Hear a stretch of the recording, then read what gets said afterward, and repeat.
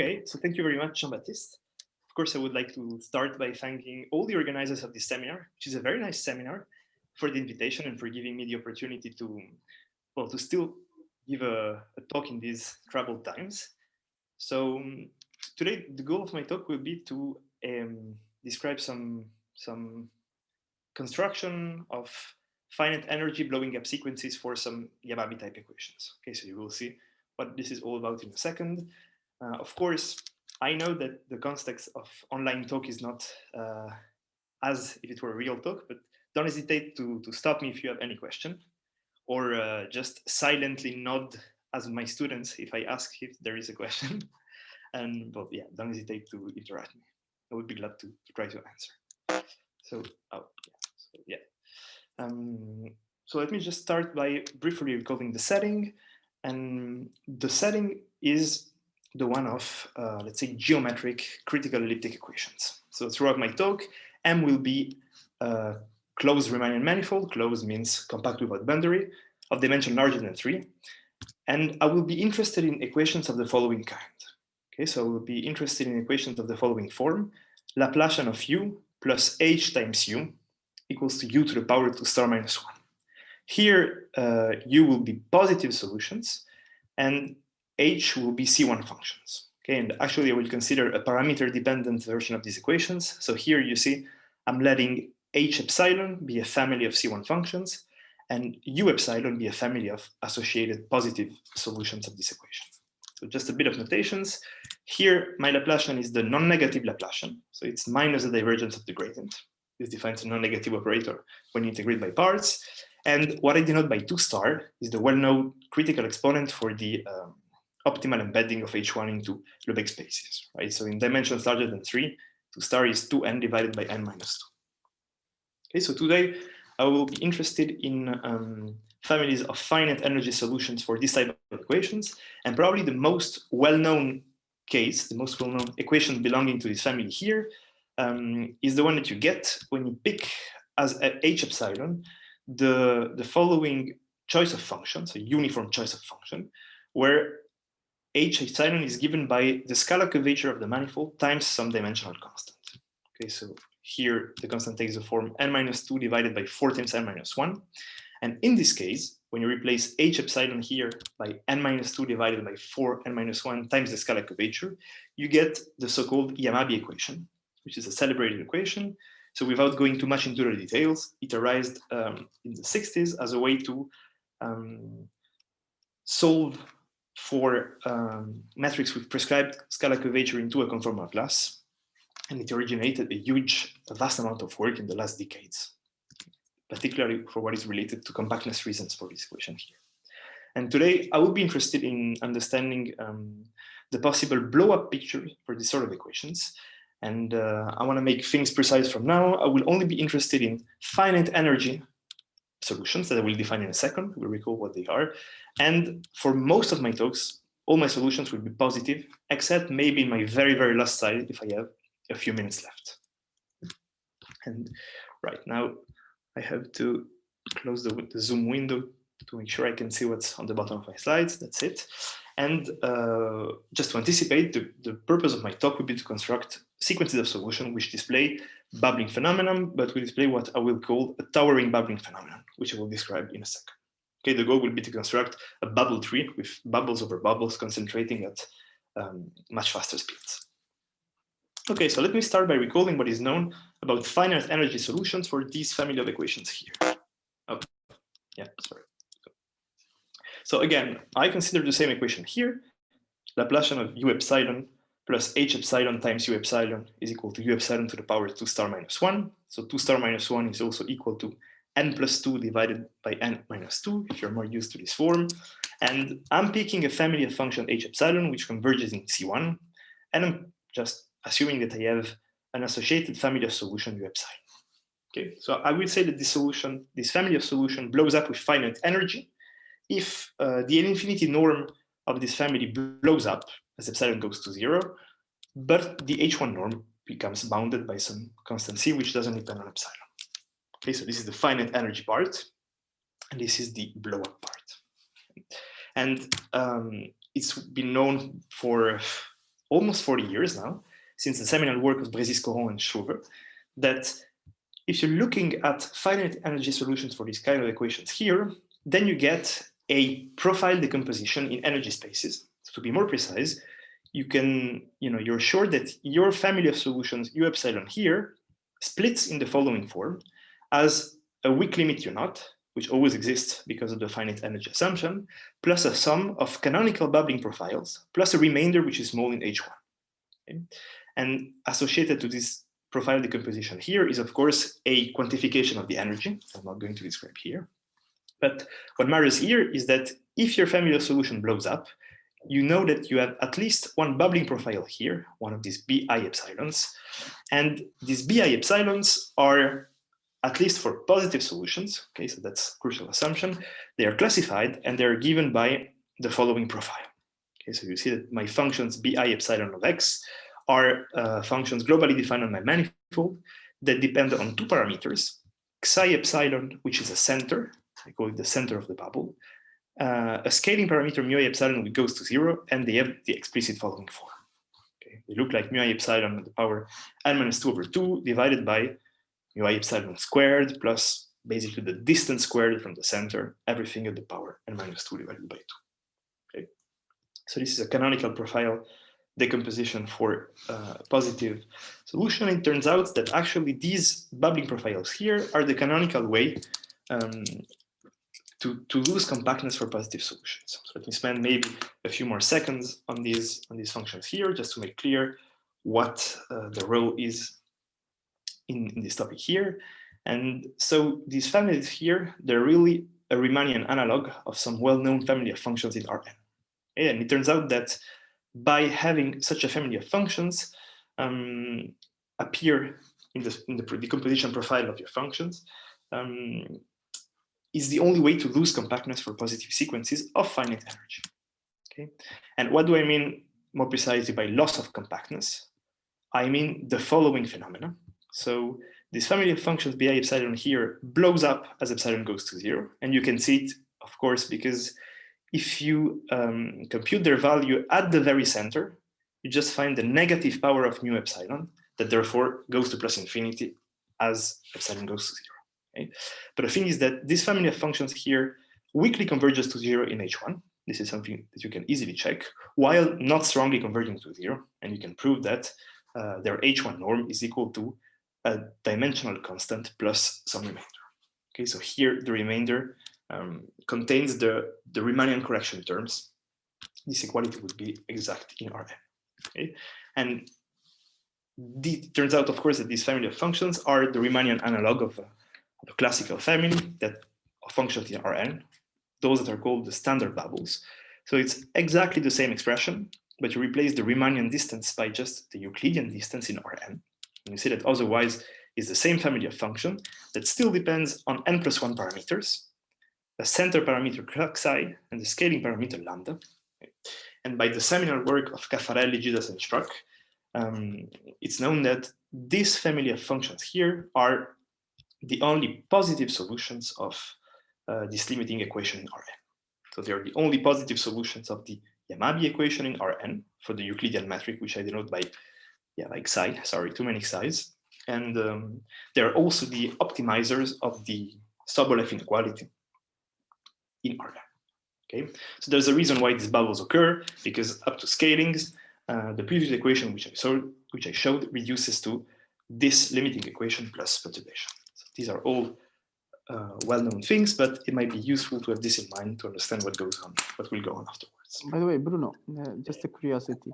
So for the ones above, do you have uniqueness, or it depends on the manifold? Oh no. So you mean in the previous? They are also, so given a manifold, you take those. So in this decomposition here, you mean? No. So in the slide where you were, so in Rn they are the only positive solutions of the last equation in Rn. Yeah.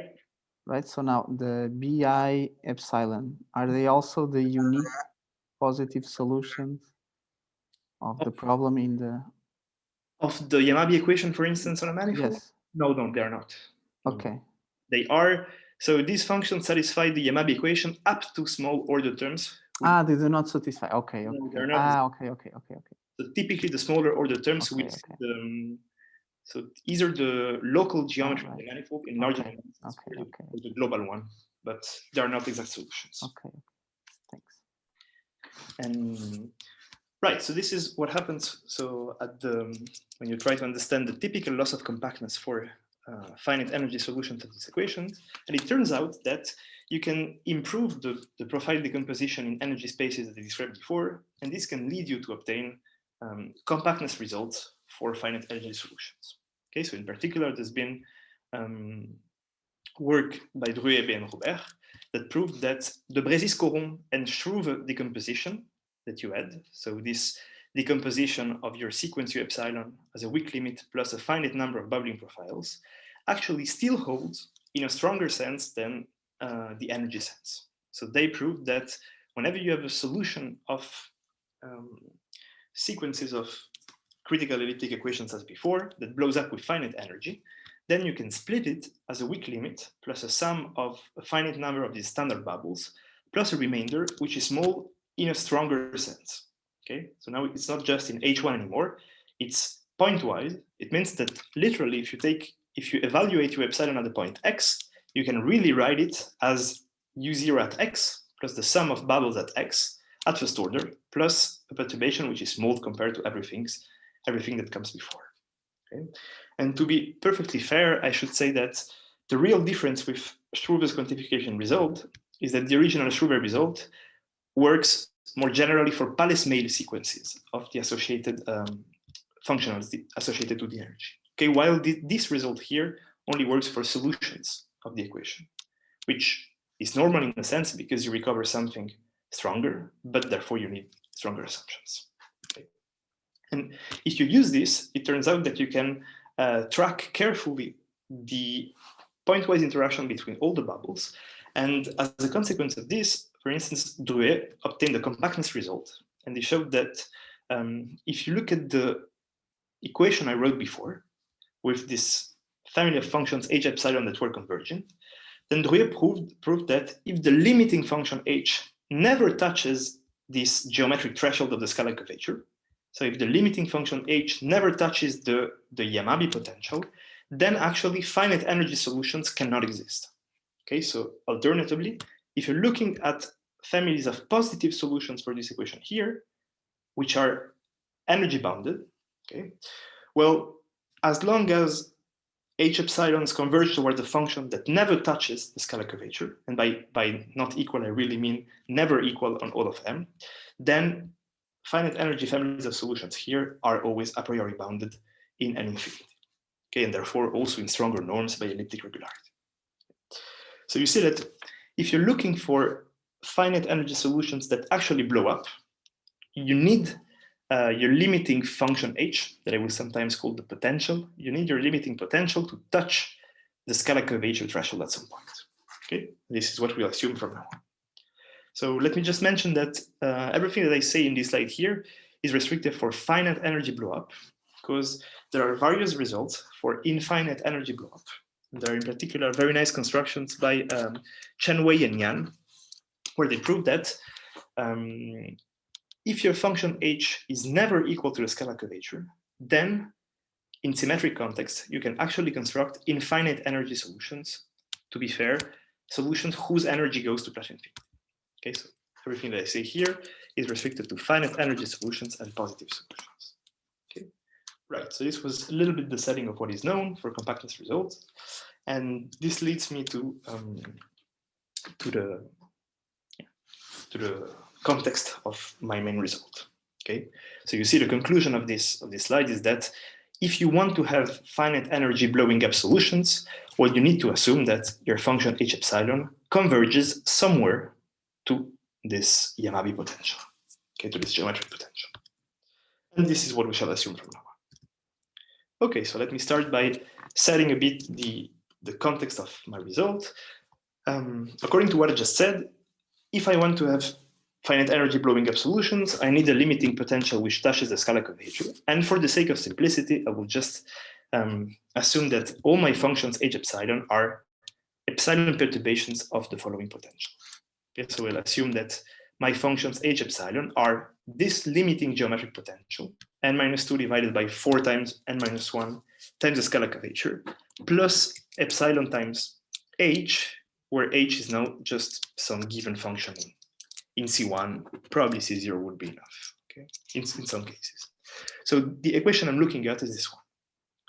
I'm looking for positive solutions of Laplacian of u plus n minus 2 divided by 4 times n minus 1 times the scalar curvature plus epsilon h times u is equal to u to the critical power 2 star minus 1. Okay, and of course I'm restricting to the special family of h epsilons for simplicity, but it turns out that this is enough because, as we shall see in a second, even by restricting to this case, you can really construct and see all the possible blow-up configurations that can occur. Okay, and this is already a very fine and interesting toy model to understand the blow-up picture for this equation here. Of course, you could obtain much more general results for a general shape of h epsilons, and these have been obtained by several authors, but for our sake, this will be enough here. Okay. So I mentioned that I want to construct finite energy blow-up configurations, and it turns out that they have been constructed in some instances. Okay, so in the reference by Esposito, Pistoia, and Betoit, they've been able to construct finite energy blowing up solutions for this equation here, right? And to be more precise, they construct finite energy solutions that can have, an arbitrary number of bubbles, finite but arbitrary, and they have zero weak limit. Okay, so the interesting point about their construction here is that they construct blowing up sequences that blow up at finitely many isolated concentration points. So what does isolated mean? For us, it will mean that if I go back to the profile decomposition of the solutions of Esposito, Pistoia, Betoit, so they're equal to a weak limit, which is 0 here, plus a finite number of positive bubbles, plus a remainder. When I mean that these bubbles are isolated, I mean that their centers, these parameters that center the bubble in my manifold, all converge to distinct limits. Okay, so there's k bubbles and there's k different centers at the limit. These are isolated bubbles. Okay? And this is a very fine and nice constructive result, but it turns out that in full generality, when you're doing blow-up analysis, when you're trying to understand what bubble trees are, well, there's no reason for your concentration points to be isolated. Okay? And in particular, in the a priori compactness result by Libre, if you really want to prove this, one has to consider the eventuality that concentration points are not isolated. Okay, so you have to consider the eventuality that the centers here in this H1 decomposition, are not distinct at the limit. They might converge to the same point, and this would lead to what is usually called in these problems here a bubble tree or to bubbles over bubbles. Okay, so this is the main motivation behind this work. The idea is to try to understand how and when these bubbles over bubbles or this tree of bubbles can form. Okay, because in general, when you're looking at you're looking to obtain a priori compactness results, there is no way you can assume a priori that your concentration points are isolated. Okay, this is usually something that you have to prove in the course of the proof. Okay, so that's, for instance, the main output of the proof of the compactness of the Yamabe equation, so that I'm not mentioning here because I'm basically avoiding the Yamabe equation. But in Shane's proof, and later on in Curie-Marquez and Shane's proof, one of the main points is to prove that concentration points are isolated and then to perform local analysis around each one of these points. Okay? And when I say here that I want to understand possible bubble tree formations or bubbles over bubbles, I will, for the sake of simplicity, I will describe two main configurations that can occur, and that I will try to separate them and call them with different names. So there's two model configurations that are of particular interest, those that I call clustering configurations, which are basically an instance where, your concentration points are not isolated anymore, so you might have several bubbling profiles converging to the same point, concentrating to the same point with comparable speeds. Okay, so with comparable concentration parameter. And you might have what I call the towering configuration. You always have several bubbling profiles converging to the same point, but they're converging at very different speeds. Okay, so this is typically the instance of bubbles over bubbles. So if I try to give you very very simple drawings, this would be an instance of the first configuration, what I call clustering points. So you should imagine that these bubbles in red are all bubbles centered at points that are converging towards the same limiting point xi naught. And you see their parameters, so there are 8 at the centers, are all comparable. Okay, this tilde here doesn't mean that they're equivalent, it just means that they are comparable. Okay, there's not one of the mu I epsilons, which is much smaller compared to the others. Okay, so this is typically what I call a clustering configuration. And the second one, what I call a towering configuration, would be this one. So again, in different colors, you've got the centers of the different bubbles that I drew here. They all converge towards the same limiting point, but they concentrate at different speeds. So you see here the third bubble in green, concentrates much faster than the second one in yellow. So this means that the parameter that defines it is much smaller compared to the parameter of the second bubble, and so on with the first one. Okay, so if you draw this, it really feels like you've got a first bubble, then on top of it, a second one is developing, and on top of it, a third one is developing, and so on. Of course, in general, when you're doing compactness analysis and you're looking at bubble transformation, these are not the only configurations that you might meet. Okay, in general, what you see is a mix of these two. So you could have on top of the red bubble here on the right, you could have several yellow bubbles clustering, and on top of each one, you could have several green bubbles, and so on. Okay? But at least to be able to understand when these two model configurations form, already gives enough information about the nature of the equation and so on. And you will see that there are dimensional abstractions and so on. Okay, so we will be mainly interested in the second case here, basically because things are known in the first case, in the clustering case. Okay, so let me briefly describe you the state of the art. So we now know how to construct clustering configurations. They have been constructed by Robert and Betoit, and Pistoia and Weyer.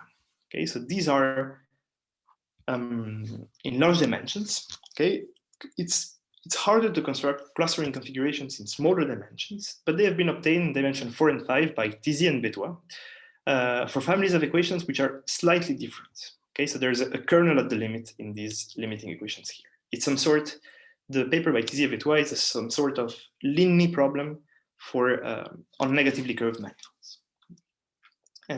But at least we know in every possible context that clustering configurations exist, at least in large dimensions. And the case of towers is a bit more complicated and was up to recently only known in very symmetric setting. Okay, so there's a nice result by Boravito, Pistoia, and Weyer, where they constructed the picture I showed before, towers of bubbles accumulating at different speeds on non-locally conformally flat manifolds. And their setting, the main assumption is that they're working on a manifold which is symmetric with respect to a point. So in this case, everything reduces to setting the different parameters of the construction. Okay, so the symmetry plays really a crucial role in their construction, as I will try to explain a bit later on, because this roughly grants them with a higher precision, or at least doesn't require them to push the expansions to an elevated precision. Okay. Right, so I realized that so far I haven't stopped to ask if anyone has a question. So if you have questions, please don't hesitate to interrupt me. And so this is the idea, right? Basically today we will construct towering configurations in slightly more general settings. So before I can state my main theorem, there is one last notion I want to introduce, which, or recall, is the notion of mass for a green function on a Riemannian manifold, because my main result would include this notion. So very quickly, let me consider a Riemannian manifold of dimension larger than 3, which is of positive Yamabe-type. Okay, so what does being of positive Yamabe-type mean? It means that if I look at the Yamabe operator, the Laplacian, so my non-negative Laplacian, plus this geometric potential, it means that this thing here is coercive. Okay. So if it's coercive, it admits a unique green function that is positive. So you see for every point x, the green function is the unique distributional solution to this equation with a Dirac mass on the right-hand side. Okay. And what is remarkable, and that's been proven by Shane Yao first, and improved by Lee Parker also by different techniques, is that if you're working on a manifold that is locally conformally flat around X, then your green function canonically expands around a given point X as the Euclidean green function at first order, plus a discrepancy, which is a constant, which is called mj of X, plus something which is small compared to the distance between X and Y. Okay, so this is a canonical expansion which holds around any point X that is differentiable both in X and Y. And this constant here which appears, which only depends on the point X, is what is called the Riemannian mass of the green function. And the celebrated positive mass theorem by Shen and Miao states that unless we are in the very specific case where the manifold is the standard sphere, then this Riemannian mass is positive at every point of the manifold. Okay. In the case of the standard sphere, it's 0 because basically up to a stereographic projection, the green function of the sphere is equal to the Euclidean green function. Okay, so this equality is exact. Okay. Right, so just keep this in mind. On locally conformally flat manifold, this mass is a global invariant of the manifold, which is positive at every point, okay, and which measures the effect of the geometry in the distance between the Euclidean green function and the Riemannian green function at any point. Okay, so with all these remarks now in mind, let me set my main theorem of today, so my constructive result. So I want to construct towers of bubbles on locally conformally flat manifolds. So let me consider MG, a manifold of dimension larger than 7. So we'll come back to this in a second, that I assume to be locally conformally flat. Okay, and I assume it's of positive Yamabe-type. And I assume it's not the sphere. Okay. Let me pick what I call psi naught to be a critical point of the mass function. And here, of course, I have a technical assumption. I assume that psi naught is a non-degenerate critical point of my mass. Okay, so recall that this function only takes positive values on the whole manifold. It has at least a minimum point. And generically, in the choice of the metric, I can assume that it has a non-degenerate critical point. Okay. So what can I state? Then I can state that if I look at this equation here, so the equation I've been considering, the Laplacian of u epsilon plus the geometric potential plus epsilon times u equals to u to the power 2 star minus 1, then I can construct a family u epsilon of positive solutions that blows up as an arbitrary number of bubbles, fixed but arbitrary. All these bubbles are centered at my point psi naught, my non-degenerate critical point for the mass function, and it's a towering blow-up point. Okay, so this means that at psi naught, I'm really building bubbles over bubbles over bubbles, which are concentrating at much different speeds. And I will tell you in a second what these speeds are. Okay, right. Basically, my theorem asserts that when I'm working at a non-degenerate critical point of the mass function, I can always, in large dimensions, larger than 7, I can always construct bubbling solutions of these Yamabe-type equations. Okay. Right, and a simple remark, I told you before that I was considering equations of the form the scalar potential plus epsilon times h. Here I'm picking h equals to 1 for simplicity. There's an analogous result, which is proven exactly in the same fashion. And in general, if you put a function h here, your function appears then in the end. And you can still produce towering configurations that will concentrate somewhere. Okay, not at non-degenerate critical points of the mass function, but at a non-degenerate critical point of some function which involves both h and the mass. Okay, and this is just a technical remark, but yeah, I'm assuming I have a non-degenerate critical point. A non-zero degree critical point would be enough, but of course these are really subtleties. Okay, right. So in the second part of my talk, I will try to give you a hint of what is going on here. So this is, of course, a finite dimensional reduction, except that there are some more ingredients with respect to more classical methods, and this is related to the high precision which is required in the construction. So let me maybe make a few remarks before moving on to the proof. This theorem only works in large dimensions, and this is because these towers of bubbles do not exist in small dimensions. Okay, and by adapting the techniques in Douai, these towers of bubbles, so bubbles over bubbles, should not exist in dimensions smaller than 6. Okay? And in small dimensions, so 4 and 5, the closest thing you can think of to towers of bubbles are actually isolated bubbles concentrating at different points, but when one of them is concentrating much faster than the other.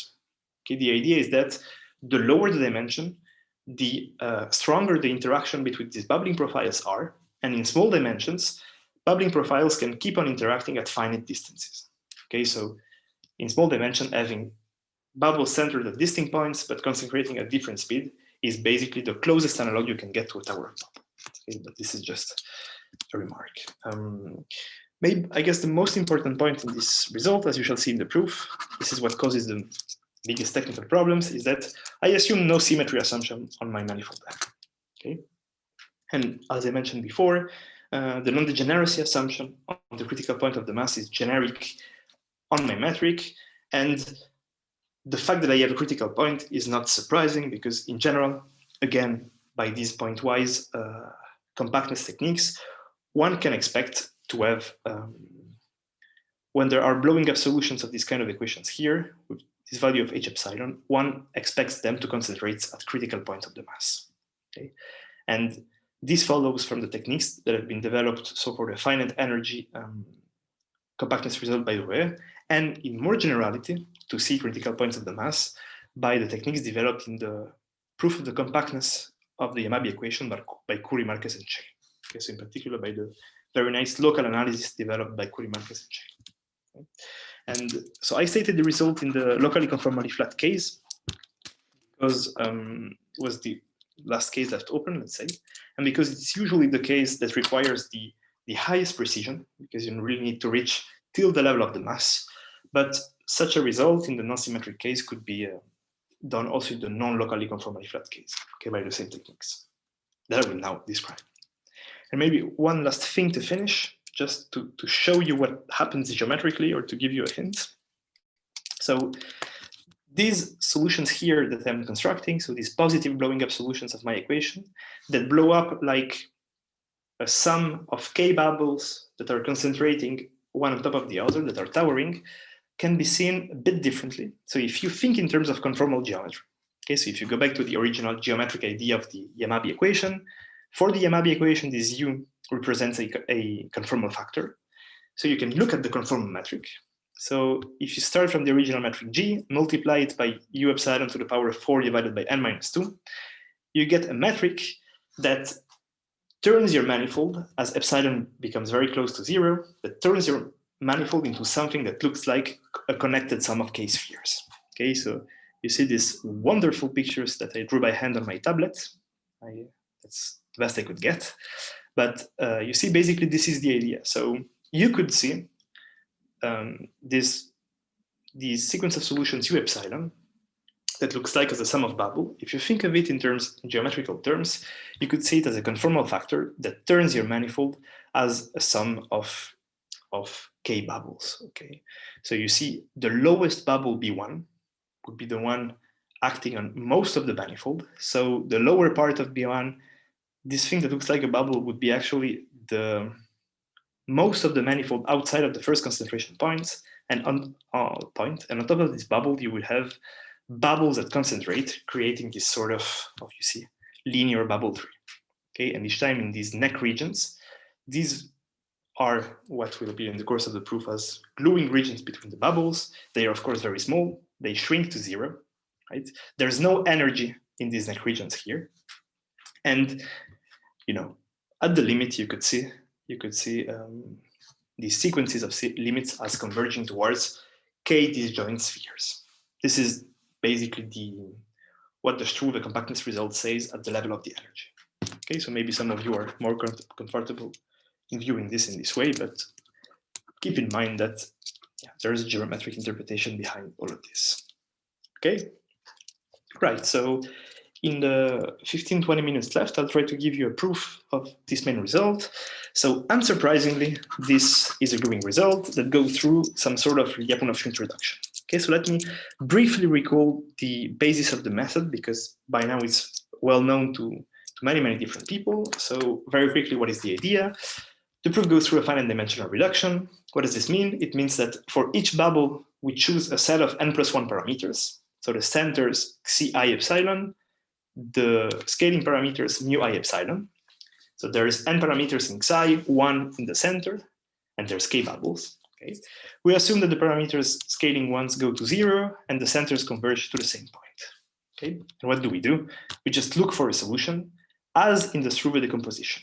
So we expect our solutions to look like the sum of these bubbling profiles plus some remainder. Okay. And there's a canonical technology right now, very suitable, which allows you to find a suitable remainder phi, so that up to choosing well your parameters, this expression defines a suitable solution of your equation. Okay, so what is the idea here? We want to construct a towering configurations, so we're just picking each bubble to be strictly more concentrated than the previous ones. So it means that the parameter mu k is much smaller than mu k minus 1, and so on. Okay, so if this is the case, this defines what I call towers of bubbles xi naught. So very briefly, because this is by now well known, since each one of these bubbles almost solve the equation, it's pretty easy to see that the sum of these bubbling profiles is still an approximate solution of the equation up to error terms. So the idea of this finite dimensional reduction method is to pick a suitable remainder phi and suitable parameters in such a way that this function u epsilon is actually a solution of this equation. Okay, so this idea, these Lyapunov-Schmidt techniques here in the context of positive solution have a very old history, and it's actually pretty hard to date precisely back each one of these results, but I could say that probably in the context of these specific equations here, the first results go back to Ré and Ré-Way, and in the context of Yamabe equations like this, so construction of bubbling solutions for Yamabe-type equation, so especially in the context of Yamabe equation, there's a very nice result by Ambrosetti and Malchiodi, and there's other results. So Ré-Way is probably the one which is closer in spirit to this, but these are probably the fundamental references for this family of equations here. But of course, this method is extremely general, has been declined in a huge variety of ways to most of the problems of geometric analysis right now, and analysis in general. Okay, right. So what is the idea? The first thing to realize is that if you want to construct a tower of bubbles, you can't just suitably choose your parameters. Okay, there are some abstractions to be satisfied. And this is interesting because it's typically here that you will see your dimensional restriction appear. Okay, so I want to build a tower of bubbles. So for simplicity, I'm just picking the position of my centers. So each time I'm deciding that the center of the next bubble, of the Weber number I+1, lies at finite distance with respect to the scaling parameter from the center of the lowest bubble I. Okay, and if you write down a formal quasi of identity for this approximate function, sum of the bubbles to be a solution, you realize that you cannot freely choose the scaling parameters of your bubbles, but you realize that they have to satisfy some sort of compatibility condition. Okay, so the lowest bubble its size is imposed by the form of the equation, basically by the perturbation in epsilon. And as you grow up, the mutual scalings of the bubbles are imposed by the mutual interactions between the bubbles. Okay, so you typically see that the scaling parameter of the bubble mu I+1 is imposed in terms of epsilon and the scaling parameter of the bubble below. Okay, so this is something that comes out of the formal positive identity. And you can see here that this identity cannot be satisfied if n is less than or equal than 6. Okay, because otherwise there's a problem.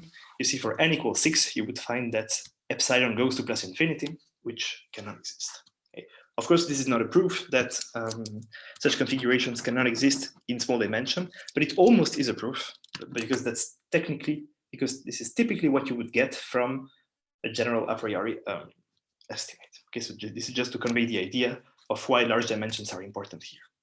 And a bit more precisely, what does this relation here means? When I write epsilon times mu I+1 squared is equal to mu I+1 divided by mu I at some power, which is n-2 divided by 2.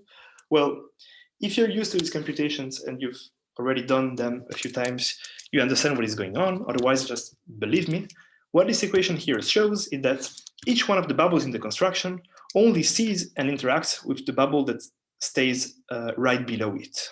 Okay, so what I'm writing here, for instance, is that at the level of the energy and also the pointwise level, my bubble number 2, my orange bubble here, B2, only interacts with the bubble B1, and actually at the only scale that matters for the bubble B2, I still see the bubble B1 as being a constant given by its maximal value, okay, up to maybe a constant here. But this is the idea. I'm taking a tower which is concentrating so much that each bubble only sees the bubble on top of which it sits, and it sees it as a constant value. Okay, so it might not be clear from this picture here, but this is what happens when you let things concentrate pretty fast. Okay, right. So of course, this is the choice of the parameters that we will make in our construction. And if we really want to perform the construction, there's now a very standard technique, so what I called before Lyapunov-Schmidt technique or finite dimensional reduction. So basically, if you know that your sum of bubbles is an approximate solution to the equation you want to solve, there is a standard technique which provides you with a canonical remainder phi, which is in H1, actually it's in a subspace, such that the sum of bubbles plus the remainder solves your equation, so the equation you're interested in, up to some error terms here. Okay? And the error terms which I've written in blue are wrote in the following way: sums of some coefficients lambda ij times some functions zeta hat of ij. And the thing is that these functions zeta hat are basically kernel elements for the linearized equation at each bubble. Okay, to be fair, since I wrote Laplacians here, they are the dual by the conformal Laplacians of the kernel elements. Okay? But basically the idea is that this equation is just an implicit function theorem up to the kernel of the possible linearized equation, and this is the kernel of the linearized equation. Okay? And the idea of the method is that if you can make sure that these coefficients lambda ij converge, well, then you actually have solved your equation. Okay? And it turns out that you get more. So since this remainder phi is canonical, it comes with explicit H1 bounds. So you see that we have an H1 bound on phi epsilon, which only depends on basically the precision of the approximate solution R epsilon. Okay, so to be fair, what you see is an integral norm of this function R epsilon. What is R epsilon? It's the error of the approximate solution to be an actual solution of the equation.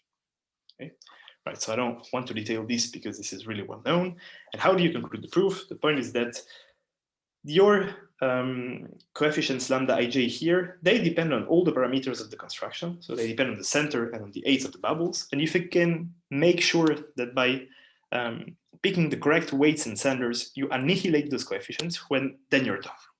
Okay, so far so good. This is a very classical thing, but there's something which is interesting for this problem, and it's the control that you get on phi epsilon. Okay? So you see that the control that you get on phi epsilon depends on the accuracy of the approximate solution. And it turns out that this is actually a problem here in a context of bubble trees, okay, or of bubbles over bubbles. So why is it a big deal? The problem is that this estimate is limited and is not accurate enough to perform an expansion of the kernel elements. Okay, so let me go back for a second to the previous slide. So typically in most of the situations, how do you compute these coefficients here? Well, you just test the left-hand side of your equation against these kernel elements, and you proceed by energy expansions. Okay, so what is on the left is almost equal to this term R epsilon here, up to error terms which involve the phi that you usually control by this estimate here. Well, here this doesn't work, and the reason for this is that the more bubbles you're adding in your tower, the more they concentrate. And so in particular, you can expect kernel elements, so these coefficients associated to kernel elements of the ith bubble, to behave basically like the scaling parameter of the corresponding bubble. Okay, so the more bubble you add, the more precise you have to be in your construction. But the problem, so the precision needed to compute the higher terms associated to the bubbles is very high. and increases with the number of bubbles. But the problem is that no matter what you do, since you're having a tower of bubbles concentrating on top of each other, the integral precision, or even the H1 precision, is limited in any case by the lowest bubble in your extension.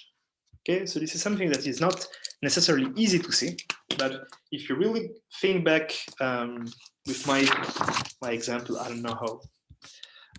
Yeah, if you really think back with my examples of bubbles accumulating over bubbles, the scale at which the higher bubbles are dominant is so small with respect to the scale of the lowest bubble that if you compute the error in integral terms, actually what you will always see in this L to n divided by n plus 2 norm of R epsilon are error terms that only depend on the concentration parameter of the smallest bubble.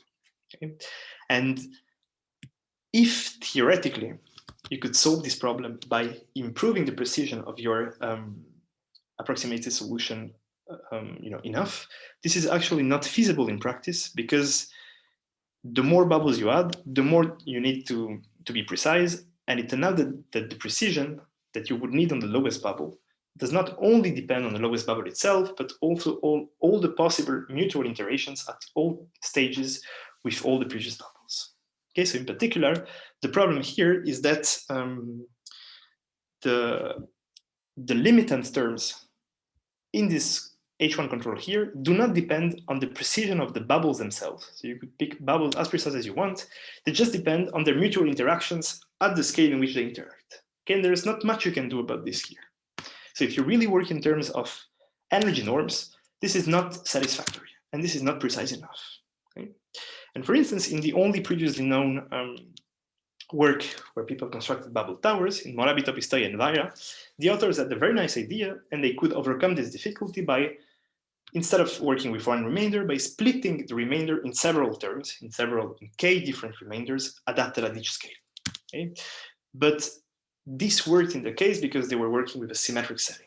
Okay, and without going too much into the details, when you work in a symmetric setting, you reduce by a lot the number of possible kernel elements that you need to take into account. Basically, you have no center to impose, so you just get rid of n kernel elements, and you're allowed to compute things with slightly less precision, which is enough.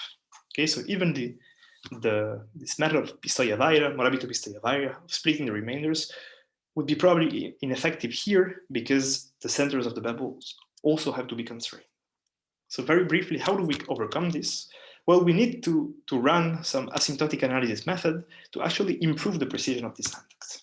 Okay, and so the idea is that, before stating you the result, the idea is that this H1 precision here is not enough, and I need to make sure that the canonical remainder which I construct comes with more satisfactory estimates that really see the pointwise interactions between each bubble. Okay, so I need to make sure that the remainder that I construct comes with explicit asymptotic estimates, pointwise estimates. And how do you do this? Well, to do this, you need to run some sort of asymptotic analysis, some actually bubble tree analysis at the level of the linear equation. Okay? So I'm going to write this in the form of some meta-theorem, just to give you a hint of what is going on. Of course, there's a real result behind it, but it involves pretty heavy estimates, and I don't want to go to the details of this. Okay, so let me state the following result, the following meta proposition. Okay, so I didn't describe the details of these gluing techniques, but let me say that this is an inverse function theorem outside of the kernel. Okay, so what I'm trying to do here is that I'm trying to solve a linear equation outside of the kernel. Okay, so what you see on the left-hand side is the linearized equation of the equation I'm trying to solve at this approximate solution given by the sum of bubbles. Okay, so basically I'm looking here for, I'm looking at, a solution of the linearized equation. Okay, so what is on the left is the Yamabe operator plus a perturbation minus the linearization at the center of bubbles. And sorry, I realized there is a small typo here. There should be a constant in front of this sum. There should be the constant 2 star minus 1. Okay, so that you realize we really differentiated the power term. And I assume that, so my left-hand side is equal to some possible kernel error terms that you have to take into account if you want to run your inverse function theorem, plus some f. Okay, what is this f here? What I think of being this f here is basically the error of my approximate solution. Okay, so this is what I would solve if I were just running my usual energy method. Okay, this would be the very first step of my energy method, and I will solve this in H1, and I would have very simple and easy H1 estimates. Okay, but right now I'm solving this at the energy level. And what is my meta proposition saying here? It's saying that I can basically get rid of this possible blowing up term, the sum of bubbles at the power 2 star minus 2 times phi epsilon. Okay, so more precisely, I let G or G epsilon to be the green function of the linear operator, which is on the left-hand side.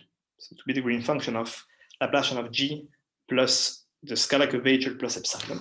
Then I claim that any solution of this equation here behaves as if you discarded the nonlinear term in the sum of the bubbles. Okay, so I claim that I can get explicit pointwise bounds on this solution phi epsilon here just by integrating this function f on the right-hand side against the green function of my linear operator on the left-hand side.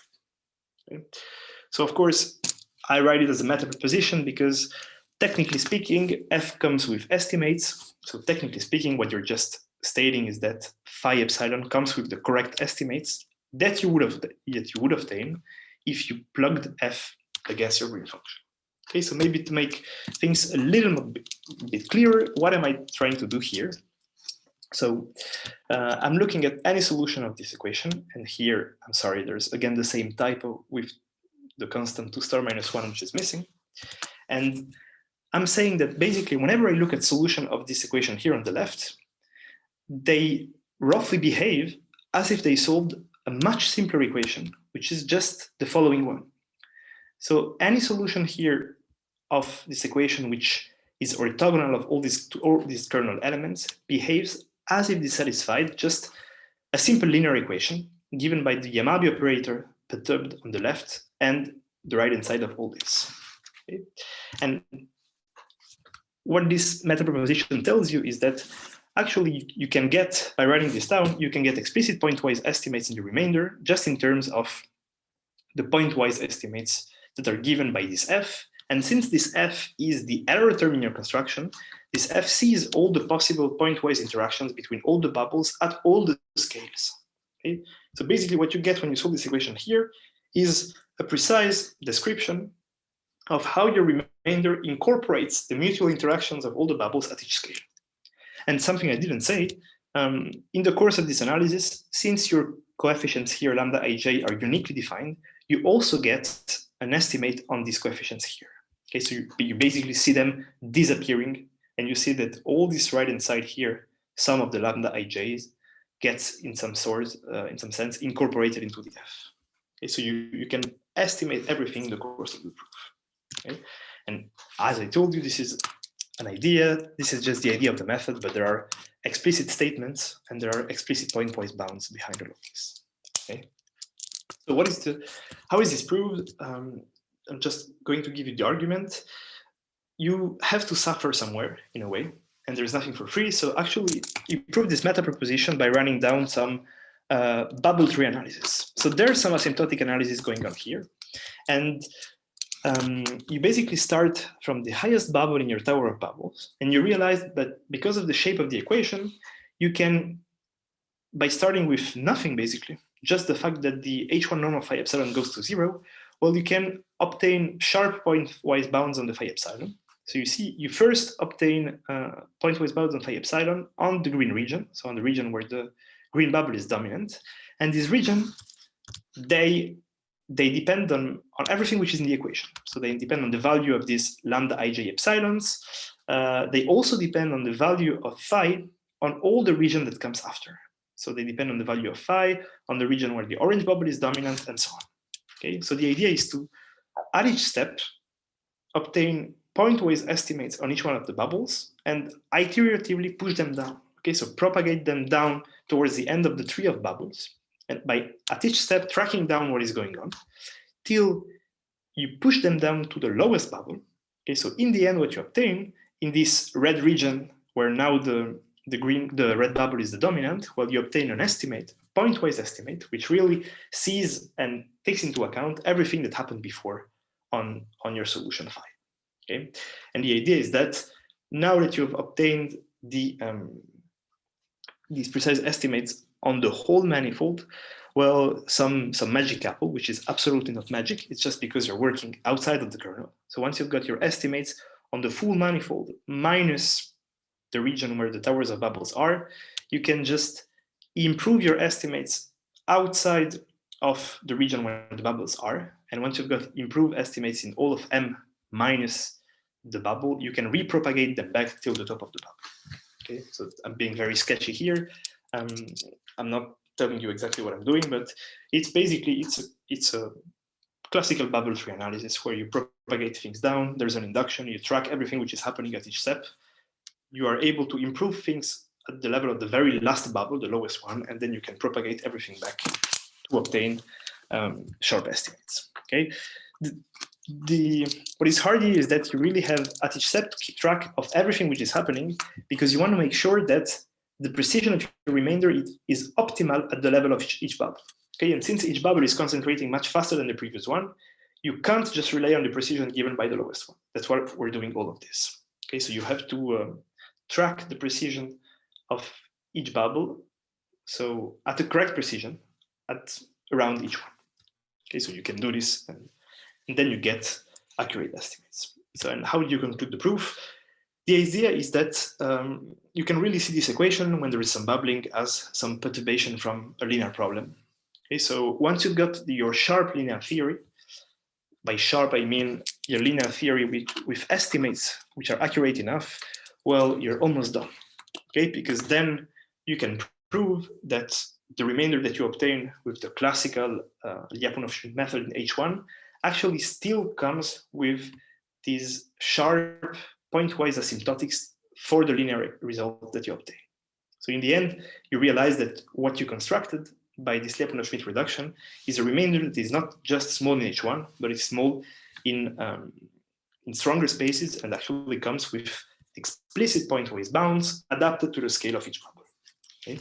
So once you can do this, you can really conclude, because the thing is that, remember that, the equation was still solved up to a few kernel elements. And it turns out that once you realize that this canonical remainder comes with explicit pointwise bounds, well, you have the precision required to be able to estimate these kernel elements. So now you can do what you usually do. You just integrate the equation against these kernel elements, right? And now you can really estimate the left-hand side because your remainder is precise enough. So now you can do what you would do usually, just discard every term that involves phi, because now you can show that it's actually an error term, and obtain estimates on the different kernel coefficients. Okay, so just to tell you what you obtain, so you see, this would be an estimate, so a kernel coefficient at the level of some large bubble, so at least the second one, not the lowest one which is already concentrating, and you basically recover what a formal powers IF identity gave you. Okay, this is very classical. This is standard.